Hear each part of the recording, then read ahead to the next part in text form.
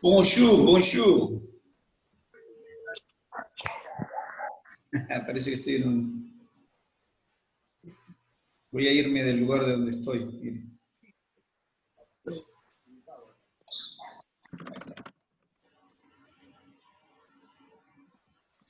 Perfecto.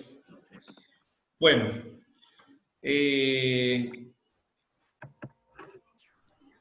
Miren, podemos transmitir desde la luna, miren. Transmito desde la luna, si quieren, porque soy así, ¿vio? Estoy en el espacio exterior. Bueno. ¿Qué pasa, profe? ¿Está aburrido? Sí, estoy aprendiendo cosas de esto. ¿Qué voy a hacer? Espera que saco el Está fondo muy bien, está muy bien. acá. Tendría que estar transmitiendo con una foto ahí atrás de, no sé, un vaso capilar. Ahí está, miren, lo más capilar que puedo ofrecerle. Capilares de las plantas. Para la semana que viene conseguimos un fondo y echamos un fondo de capilar ahí atrás. Bien. Bueno,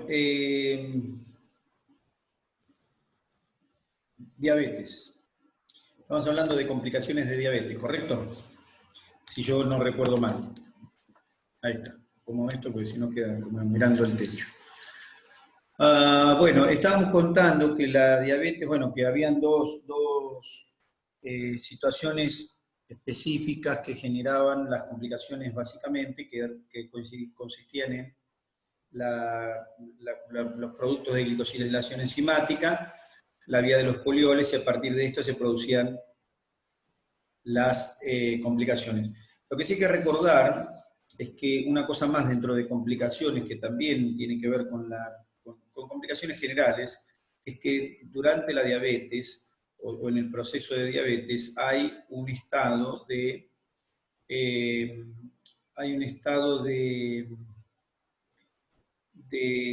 estrés oxidativo permanente, es decir, hay un estado constante de estrés oxidativo.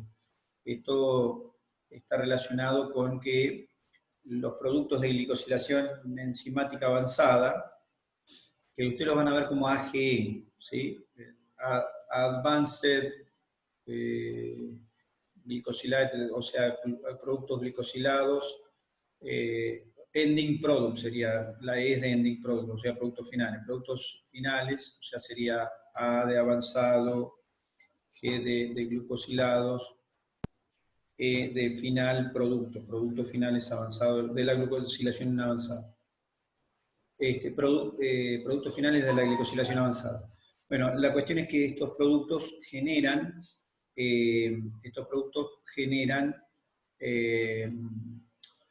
un incremento del estrés oxidativo porque se autooxidan, es decir, se van oxidando estos productos que se van acumulando, van autooxidándose, y además el metabolismo aumentado de la glucosa. Ustedes saben que la degradación de la glucosa es un proceso oxidativo, y justamente entonces siempre que hay oxidación hay aumento del estrés oxidativo. Entonces, el estrés oxidativo está permanentemente incrementado, ¿no es cierto? O sea, el aumento de la glucemia produce oxidación de la glucosa por distintas vías, y eso produce aumento del estrés oxidativo, pero además los productos avanzados de glicosilación no enzimática también aumentan la producción de radicales libres, ¿no es cierto? De situaciones oxidativas. Entonces, la diabetes es un estado de estrés oxidativo permanente. Bueno, la cuestión es que estábamos diciendo que estas circunstancias, esta glicosilación no enzimática y la utilización de vía de polialcoholes, entonces se veía reflejada en las patologías, digamos en las manifestaciones. Y entonces habíamos contado de la manifestación renal. ¿Y qué le pasa a los riñones? Bueno, los productos de glicosilación no enzimática, estos productos, uno dice, porque dijimos, estos productos, habíamos dicho, estos productos de glicosilación no enzimática producen un engrosamiento de la membrana basal porque se depositan allí. Efectivamente, así sucede. También se depositan en el mesangio. y producen lo que producen en otros lados también, porque nosotros por ahí no comentamos, pero ahora lo comentamos, total, ahí estamos. ¿Qué producen estos productos de glicosilación? Lo que hacen es inducir proliferación celular, pegotearse con proteínas locales que a su vez atrapan a otras proteínas y lípidos. Eso, en el capilar glomerular, se traduce en un incremento de la membrana, del espesor de la membrana basal, es decir, la membrana basal aumenta su espesor merced a los depósitos de estos productos y las proteínas y lípidos atrapados en ellos. En el mesangio, eso, es decir, en la parte central del glomérulo, que es el que contiene a los vasos glomerulares, el mesangio es la matriz que contiene a los vasos, también pasa lo mismo, estos productos se acumulan, inducen la proliferación del mesangio, lo que hace que también se atrapan proteínas como colágeno, proteínas como fibronectina, proteínas que ¿qué hacen? Aumentan la cantidad de fibras y bueno, esto va a terminar en una esclerosis, en una fibrosis del glomérulo. O sea, el glomérulo se esclerosa porque las proteínas que hay en el mesangio, o sea, en la parte central del glomérulo. Me dijo, o sea, yo le dije mi edad. Háblame más fuerte que no te escuché nada. Hablamos de la historia más o menos y que estaba interesada en comprar un producto Eximia. Me dijo, siempre consulté con un dermatólogo, pero no sé, dentro de la gama de Eximia que te puedo ofrecer. No es para nosotros, me parece, profe. Y le quedó abierta. Pero el que es plateado, porque esos son para fibras. ¿Y qué es eso? Sí. Es una compañera que le quedó abierto el micrófono. Profe, igual usted puede silenciarnos a todas, sí. Debo poder, pero lo que pasa es que tengo que encontrar quién es. A ver, déjame ver. Es Lisette. Lisette. Lisette. ¿Ya está? Lisette. Lisette. Gracias. Muy bien. Listo, mira cómo la silenciamos. Sí, la podía silenciar de acá, pero por las dudas, ahí está. Muy bien. Entonces decía que el glomérulo es la parte central, o sea, uno tiene un glomérulo, tiene un ovillo capilar, lo hago así como para que más o menos. El glomérulo sería algo así como esto, lo verde, que está acá adentro, es el glomérulo, y adentro tiene un ovillo capilar, pero lo verde es el mesangio, ¿eh? El glomérulo tiene una matriz, que es el mesangio, el ovillo es lo rojo. Entonces el mesangio, ¿qué pasa? Proliferan las células mesangiales, se deposita colágeno, fibronectina, distintas proteínas que quedan depositadas porque se glicosilan y atrapan otras proteínas. Entonces el glomérulo se empieza a llenar de proteína principalmente fibrilar, empieza a proliferar, hay aumento de la matriz extracelular, todo producto también porque los productos de glicosilación enzimática alteran todo. Bueno, sí, más vale que les comente qué hacen, porque si no es como que no se va a entender mucho. ¿Qué hace un producto de glicosilación no enzimática avanzada? Estos AGS le llaman. Los tipos, primero que son glúcidos unidos a lo que se encuentren. ¿Está bien? Eso es un producto de glicosilación no enzimática avanzada. Se forman la glucosa, se empieza a unir a distintas proteínas. Esa unión a las proteínas las modifica. Esas proteínas modificadas cambian su actividad. Por ejemplo, el colágeno, una muy común es el colágeno. El colágeno que está en la matriz extracelular, por ejemplo, cuando está glicosilado, se pegotea entre sí y forma como depósito de colágeno. Pero no solamente se pegotea, sino que pegotea todo lo que encuentre al lado y lo acumula ahí. Por dar un ejemplo, esa no es la única proteína que hace eso. Todas las proteínas de la matriz extracelular hacen lo mismo. Pero en otras proteínas puede cambiar sus funciones. Por ejemplo, en las proteínas intracelulares pueden modificar la transcripción. la transcripción de la célula. O sea que la célula empieza a fabricar cosas, por ejemplo, o empieza a dividirse. ¿Por qué? Porque la transcripción la transcripción son es decir, el aparato enzimático de esa célula. Entonces, modificar la transcripción implica modificar la actividad de la célula. Por ejemplo, activar las células del endotelio. Por ejemplo, activar plaquetas. Es decir, la modificación de la transcripción implica modificación de la actividad celular propiamente dicha. Por eso, con estos productos, hay células que proliferan. Por eso, con estos productos, los que están adentro de la propia célula y los que están afuera. Incluso las células que están modificadas pueden producir productos que modifiquen a otras. O sea que tengo un leucocito, por ejemplo, el tipo, sus propias moléculas lo modifican y empieza a fabricar citocinas. Libera, por ejemplo, cualquier factor, factores de crecimiento, libera interleucinas, lo que se le ocurra. Es decir, están modificadas las células en sí. Hay una modificación global de la función celular. Por eso la diabetes no es una enfermedad que hay que ver que la glucosa...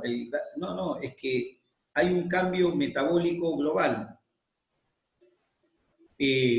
Entonces, cambia la señalización, cambian las moléculas de superficie de las células. Eso es el producto de esas sustancias que están glicosiladas. Son todas las proteínas, porque no es que una proteína se glicosila, cualquier proteína se puede glicosilar.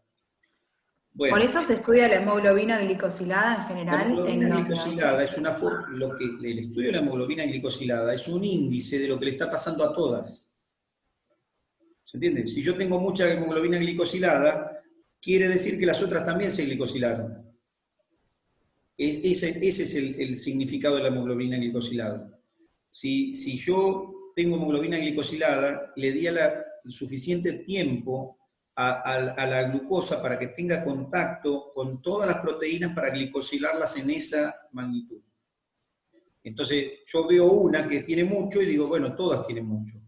Como consecuencia de eso, entonces yo puedo predecir que las funciones celulares están alteradas a tal punto que van a aparecer las complicaciones. Por eso, una de las formas de seguimiento de la diabetes consiste en la hemoglobina glicosilada. Ahora después vamos a ver, no hoy, pero vamos a ver cuáles son las cosas que se utilizan para hacer seguimiento de la diabetes. Una es la hemoglobina glicosilada por este motivo, porque me predice la posibilidad de que aparezcan, lesiones tanto más tempranas cuanto más hemoglobina glicosilada hay. Porque me está diciendo que la disfunción del endotelio, que la disfunción del riñón, que la disfunción de los nervios, está más cerca. ¿Por qué? Porque los mecanismos que las producen, que tienen que ver con estos productos de glicosilación avanzada, están presentes en mayor medida. Eso quiere decir la hemoglobina glicosilada. Me está diciendo pronóstico. Me está diciendo pronóstico, ¿por qué? Porque me está diciendo lo que está pasando en el cuerpo de la persona, aunque yo no lo vea. ¿Pero también es un promedio o es algo puntual? ¿Es tipo un promedio de los últimos meses, por ejemplo, o es algo puntual? No, la hemoglobina glicosilada se toma ¿por qué? Porque sabemos que la hemoglobina que está en el glóbulo rojo tiene una vida media de 120 días. Entonces, si yo tomo la hemoglobina que está en el glóbulo rojo, quiere decir que es la hemoglobina que se glicosiló en los últimos 120 días, o no más de eso. Ahora, además me dice que fue la hemoglobina que se glicosiló durante esos 120 días, porque el glóbulo rojo desaparece dentro de 120 días. Entonces quiere decir que la hemoglobina esa que entró dentro del glóbulo rojo tuvo 120 días para glicosilarse. Si se glicosiló un montón, quiere decir que se está glicosilando un montón de glucosa permanente, y eso me está diciendo que no es bueno. ¿Por qué? Porque eso mismo está pasando en el resto de las proteínas. Entonces, ¿qué hacen? La consecuencia del producto, de los productos glicosilados, entonces hace que, bueno, Y la hemoglobina que se une a proteína, sí, pero también se une a lípidos, ojo, y también se puede unir a ácidos nucleicos.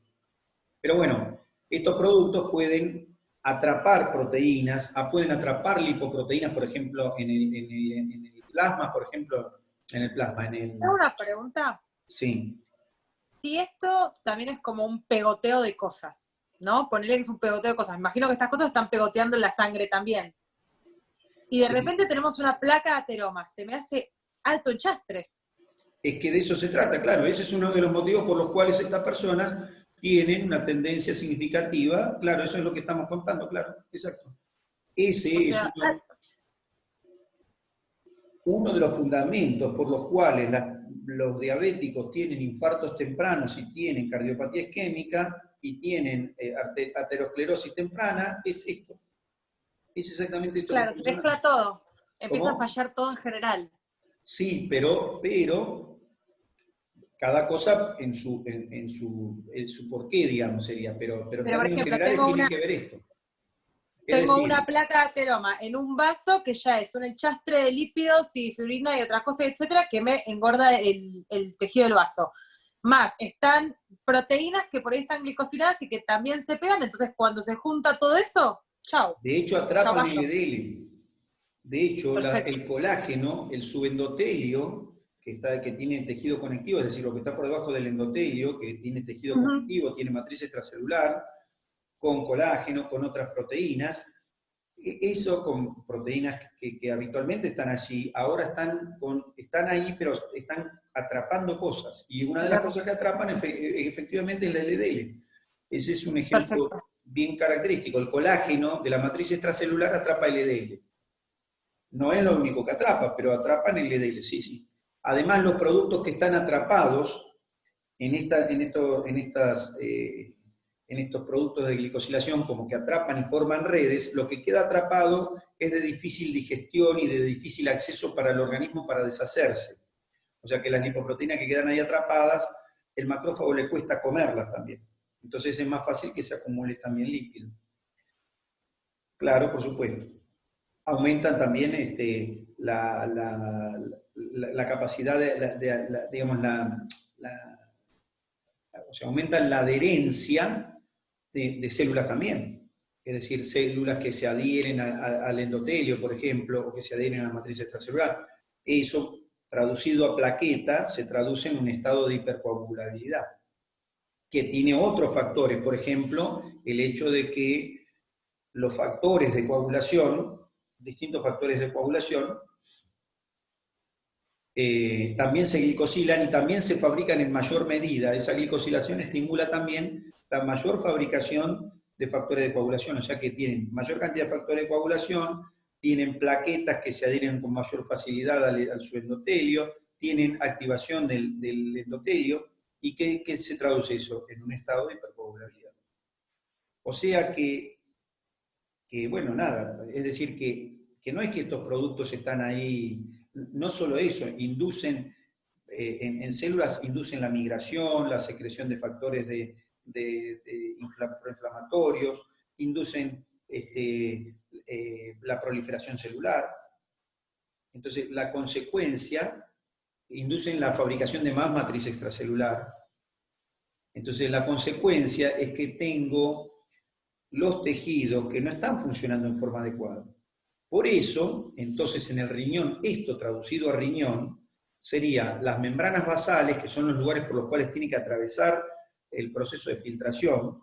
Las membranas basales están más gruesas porque están repletas de estos productos que atrapan cosas, atrapan proteínas, y además de eso, el mesangio, que es la matriz extracelular donde se asienta el capilar, está proliferando las células mesangiales, hay productos de glicosilación enzimática que están ocupando lugares, de hecho empiezan a formar cúmulos, empiezan a formar unos cúmulos, no importa eso, está bien.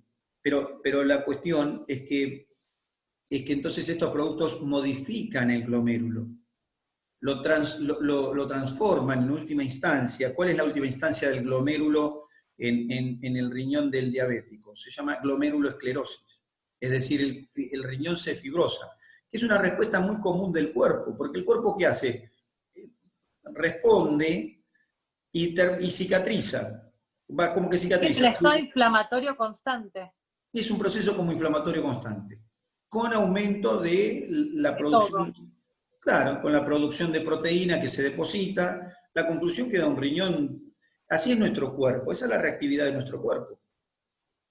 Es decir, el riñón se termina esclerosando, el glomérulo se esclerosa.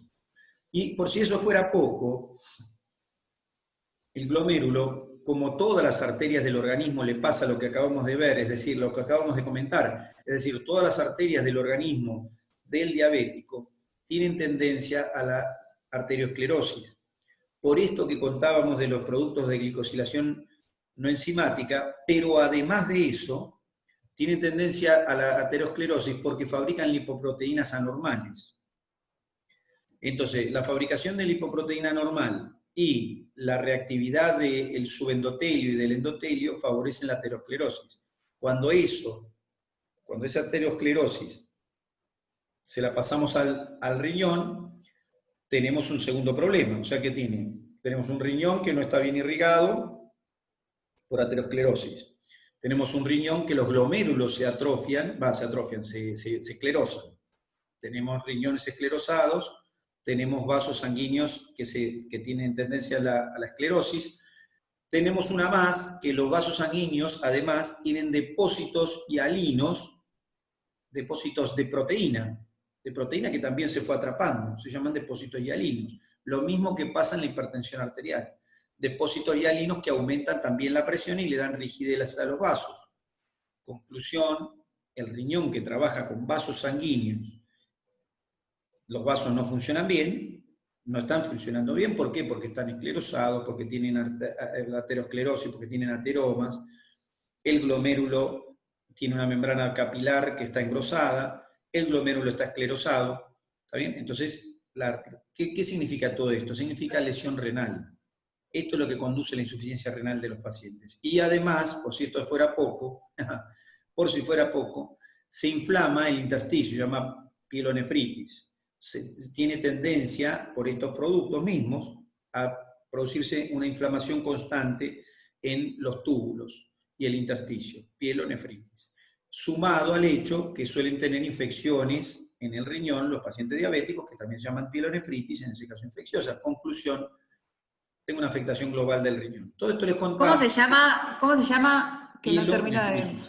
Pielonefritis. Entonces, pielo viene de todo lo que es túbulo intersticio, pielo, pelvis, nefritis, inflamación de riñón. Nada. Conclusión de esto es que el riñón del diabético no se daña de casualidad y además la conclusión de esto es que es inexorable el daño del riñón con las glucemias elevadas permanentes. O sea, es el camino evolutivo normal. No es que la persona tiene una complicación que salió de la nada, sino que es una complicación de la evolución natural de los años que tiene ese riñón en contacto o relacionado con los productos de glicosilación no enzimática. Si quieren le pueden agregar algo más todavía, que sería la neuropatía derivada del trastorno de la vía de los polioles. La neuropatía hace que los vasos no respondan, o sea, el sistema nervioso constantemente controla el flujo sanguíneo modulando la actividad de los vasos. Bueno, acá la actividad de los vasos, la modulación tampoco es buena porque el sistema nervioso también falla.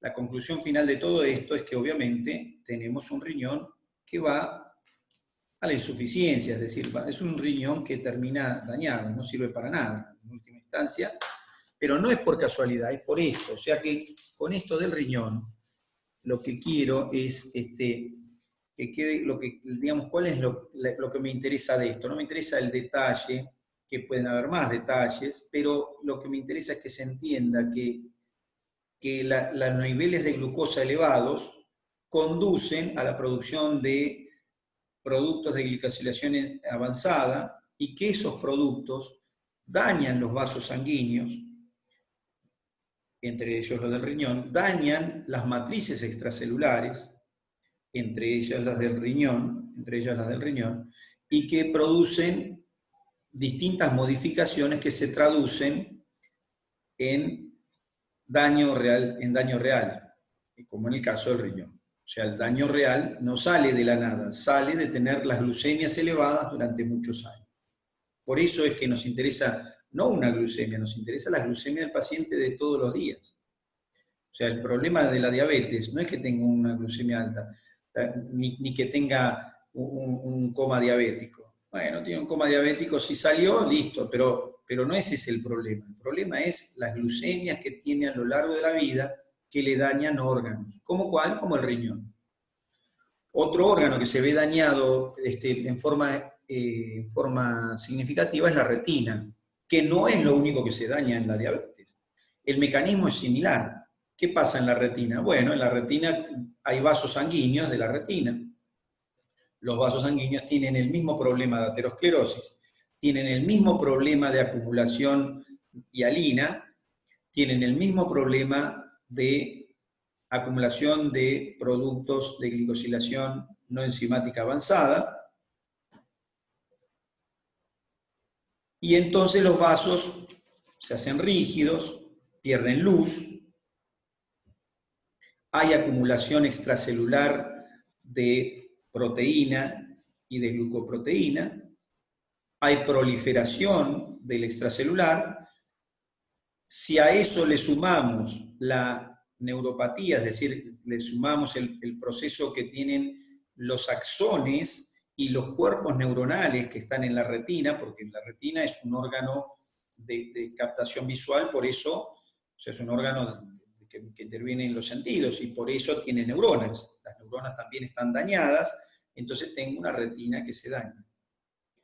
¿De acuerdo? O sea que el daño de la retina no tiene que ver con el aire, tiene que ver con esto que acabamos de contar. Por eso viene la retinopatía. Entonces uno, está bien, bueno, el final del cuento es retinopatía, nefropatía, por supuesto. El ojo no es lo único que se daña. En el cristalino, los productos de glicosilación avanzada no enzimática, estos productos en el cristalino producen opacidades, cataratas. Y si esto lo llevamos a los vasos, que son los que drenan el humor acuoso, esto lo traducimos en glaucoma. Por eso los diabéticos tienen glaucoma, catarata y retinopatía. Y por eso se quedan ciegos. Es la evolución natural de la enfermedad, no es una cuestión mágica. Es la evolución natural por esto que les cuento. ¿Está bien? Y la neuropatía es generalizada. Es decir, los nervios no funcionan bien, pero acá en este caso de los nervios tenemos la cuestión al revés.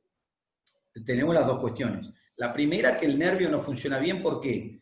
Por utilización de vía de polioles, que son los productos finales, son productos alcoholes, como el sorbitol, o productos como la fructuosa, que también es un polialcohol, que retienen agua dentro de la célula y la dañan, pero además el sorbitol y otros alcoholes dañan la membrana plasmática, y la consecuencia es que la neurona se daña. E incluso se mueren las neuronas. Bueno, esa es una cosa, pero además los nervios son axones. Los nervios son axones. Y los axones, cuando hay un solo cuando hay un solo axón no hay ningún problema, porque va por adentro de un tejido y se nutre con el extracelular y los vasos que están cerca. Pero cuando hay un nervio grueso, un nervio que es grueso, los axones no se pueden nutrir de lo que está alrededor. Entonces, los nervios más gruesos que tienen vasos sanguíneos, los vasa nervorum. Pero resulta que en la neuropatía, en la diabetes, los vasa nervorum tienen lo mismo que todos los vasos, o sea que el nervio que está formado por centenas o miles de axones, acá representados en este caso como líneas verdes, los axones, representados como líneas verdes, están irrigados por vasos sanguíneos que se llaman vasa nervorum, que van pegados al vaso sanguíneo y se van metiendo y van irrigando a los nervios, a los axones. Pero resulta que los vasa nervorum tienen el mismo proceso que el resto de los vasos sanguíneos. se esclerosan, tienen tendencia a coagulopatía, ¿está bien? Están engrosadas sus membranas basales, están engrosados los vasos, pierden elasticidad. Bueno, la conclusión de esto, ¿cuál es? Los nervios no están irrigados y no solo no están irrigados, sino que además están dañados los axones porque están utilizando vías alternativas de la metabolización de la glucosa, que producen productos finales que los dañan también. Y si queremos, el nervio además tiene el problema que a ellos también les afectan los productos de glicosilación no enzimática avanzada. ¿Está bien? ¿Por qué? Porque les modifican las membranas, les modifican las transcripciones. Es decir, bueno, tienen la misma afectación que tienen las otras células de la economía corporal. La conclusión es que se dañan los nervios. ¿Qué nervios se dañan? Todos. ¿Qué neuronas se dañan? Todas. Entonces, esto es el entendimiento del por qué las cosas, porque ustedes ven en todos lados, ¿no? Eso lo sabe toda la gente, ¿no es cierto? Si uno dice diabetes, ¿qué le pasa al diabético? Y el diabético tiene neuropatía, por ahí la gente no dice neuropatía, pero sabe que por ahí tiene alteraciones de sensibilidad, o por ahí sabe que no se queda ciego, el diabético se queda ciego, el diabético termina en diálisis, claro, por esto que estamos hablando.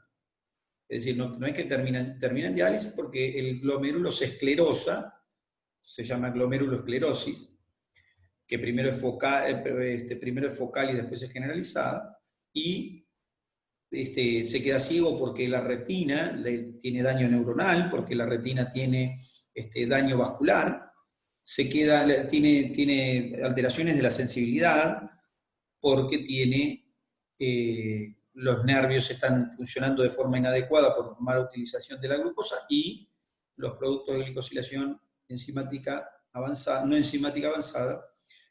producen daño vascular y sobre ellos mismos. Bueno, esa es la base de esto. ¿En qué se traduce en el caso de la neuropatía? En el caso de la neuropatía,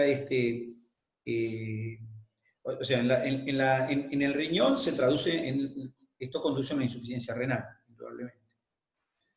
Y la sintomatología, ya vamos a hablar de insuficiencia renal, así que esa la dejamos para después, vamos a hablar de insuficiencia renal. De retinopatía, nada, esto conduce a la ceguera, es decir, va a haber alteraciones visuales de distinta índole, se va a ir perdiendo visión hasta que al final, el producto final, o lo que va a suceder finalmente, es la ceguera.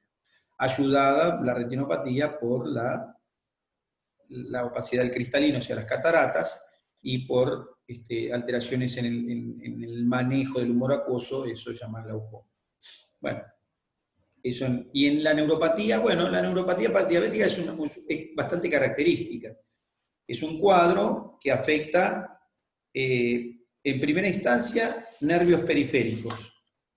Dentro de los nervios periféricos, en primera instancia, afecta los nervios distales, o sea, miembros. De esto principalmente miembro inferior. Del sistema somático. ¿Eso es lo que genera parte el famoso pie diabético? Es que de eso se trata. Ahora justamente hacemos justamente a eso iba con esto para que entendieran que era un pie de diabetes. Entonces, porque no me interesa tampoco, les cuento una palabra neuropatía para que entiendan, pero qué relación tienen con eso. Entonces, lo primero que se afecta son los nervios periféricos, dentro de eso los de los miembros inferiores, los primeros afectados. Y dentro de los nervios, lo primero que se afecta, estoy hablando del sistema nervioso central y periférico. Del periférico, los nervios, están formados por nervios. Los nervios se afectan primero los más distales, y dentro de esos más distales, los de miembros inferiores son los primeros más afectados, pero en general, los primeros nervios que se afectan son los del sistema somático. ¿Y qué quiere decir eso? Quiere decir que en una segunda instancia también se afecta el sistema nervioso autónomo. O sea que tengo somático versus autónomo. ¿Y esto qué me dice? Bueno, es que el somático lleva información de sensibilidad y motricidad. Y el autónomo lleva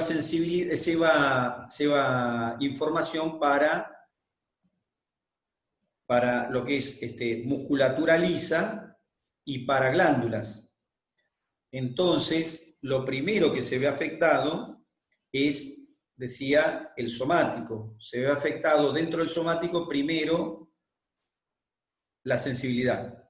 O sea que tengo, fíjese, digo, sistema nervioso central, sistema nervioso periférico,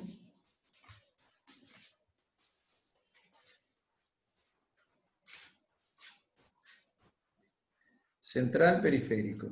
Dentro del periférico, nervios, periférico, somático,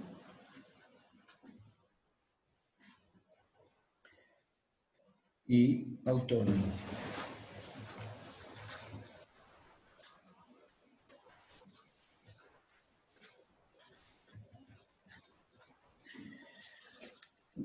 Ahí tengo.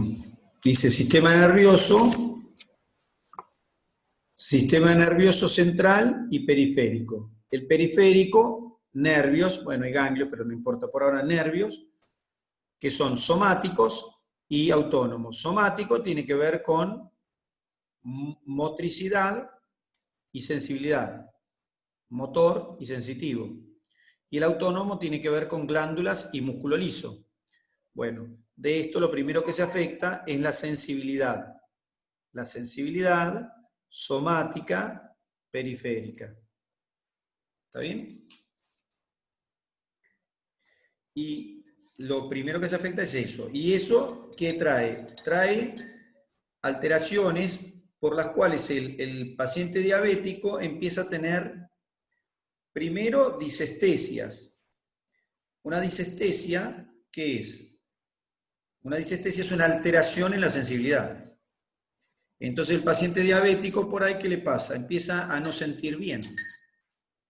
Y en los pies. Entonces los pies, uno lo toca y le dice, lo estoy tocando, y el diabético no se da cuenta. Es decir, tiene una alteración en la sensibilidad. O puede tener una disestesia, ¿cuál? Por ejemplo, uno lo toca y dice, uy, me está quemando. No, no, lo estoy tocando. O sea, es una alteración en la sensibilidad. Está sintiendo que lo estoy quemando. Claro, claro, pero yo no lo estoy quemando, lo estoy tocando. Entonces quiere decir que tiene una alteración, una disestesia. También puede tener dolor. Dolor que incluso puede ser espontáneo. Le duelen los pies de doler. ¿Cómo? No, disestesia, entonces, disestesia y alteración, o sea, la disestesia es una alteración en la sensibilidad. Exacto. O la disestesia es la pérdida y además es puede todo, haber una alteración. No. Disestesia, significa alteración. No dice cuál. Está bien, perfecto. Y no dice cuál porque en algunos pacientes es una cosa y en otros otra. Entonces algún paciente, uno lo toca y siente dolor, otro paciente lo toca y siente que lo queman, otro paciente lo toca y no siente bien que lo estoy tocando, otro paciente lo toco y dice que, no sé, que lo estoy tocando, qué sé yo, no sé, es decir, hay alteración de sensibilidad. Es decir, el nervio está llevando información modificada sin que fuera así. Es como si yo miro la televisión y entonces la televisión empieza a hacer... Y es porque el cable está todo apretado en algún lugar, lo está mordisqueando un perro. Por ejemplo, está un perro mordisqueando el cable y el cable empieza a... Pero ¿y qué pasó ahí? Bueno, no tengo lo que pasó exactamente. Porque hay una alteración en la transmisión por el perro. Ahora, ¿qué se alteró? Y depende de lo que haya mordido el perro. Por ahí me mordió los colores verde y azul, no sé cómo transmite el cable, pero por ahí me mordió una cosa y entonces no se ve el verde y el azul. Pero por ahí me mordió otra y pasa que la cara del tipo me sale con anteojos. No, eso no va a pasar. Pero digo que la cara del tipo me sale doblada, qué sé yo. ¿Se entiende? Ok. Bueno, sí, perfecto. Esa es la alteración en la transmisión de la sensibilidad. Que a medida que avanza la diabetes se va transformando principalmente en dolor. La disestesia se transforma en dolor. El paciente le duele. Llega a un punto incluso hasta que le duele la sábana, se acuesta, le apoya uno la sábana y le duele eso. ¿Está bien? O sea que hay una alteración de la sensibilidad. El nervio está alterado en lo que está emitiendo. ¿Está bien? eso es porque el axón está emitiendo de forma incorrecta.